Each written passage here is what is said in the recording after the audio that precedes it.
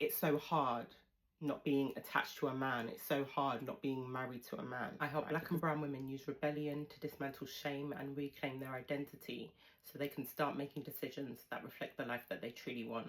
I was watching this YouTube video by Bruni Lee, and in it she's talking about the end of her engagement and the hindsight lessons that she's learned.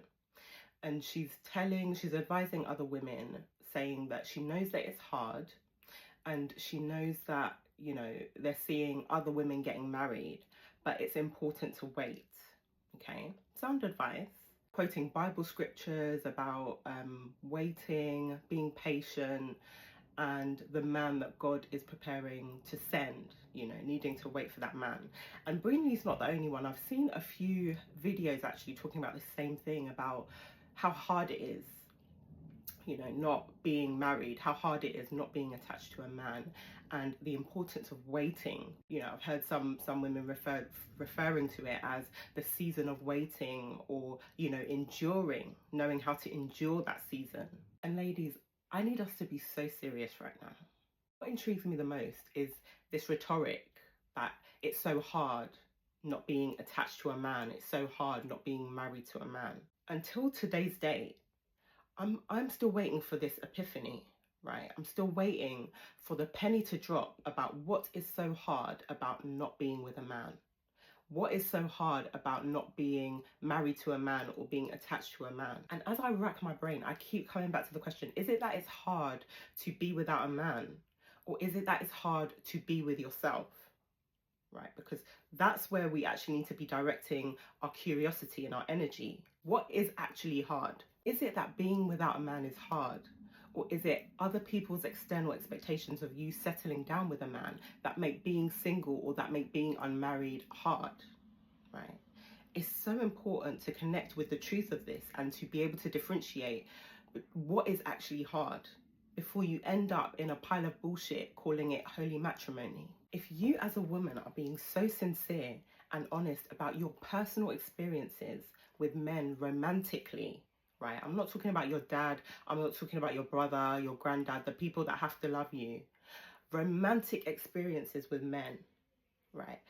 The vast majority of you would not be using the word hard to describe being without one. Let's be so for real. Even if your experiences have been wonderful, even if your experiences have been great, the word hard would still be such a stretch. If being without a man is hard because you're seeing other women getting into relationships or other women getting married, then it's the unspoken comparison or competition that you're in with other women that your ego is finding hard.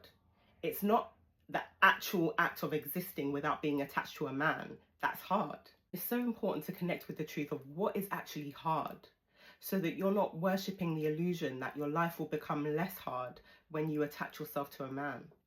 Because if that's what you're believing, I've got some magic beans to sell you. Some women are in the midst of having a man right now and experiencing levels of hardship, levels of struggle that they couldn't even have imagined or perceived in their mind's eye for themselves.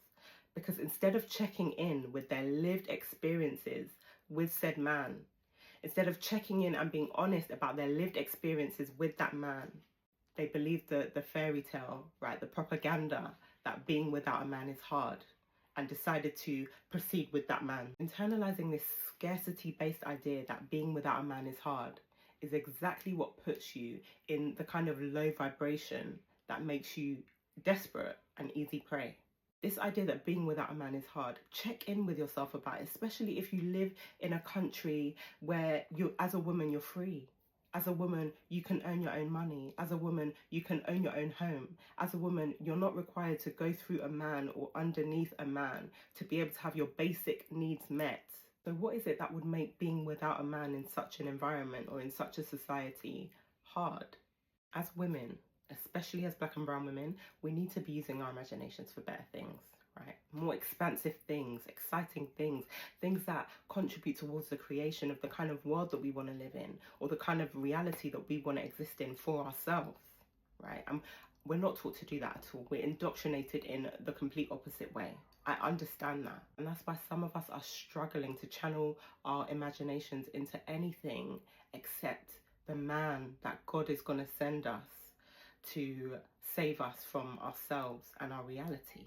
But before you fall into a trap, please have an honest conversation with yourself from a sober place. Is it that being without a man is hard?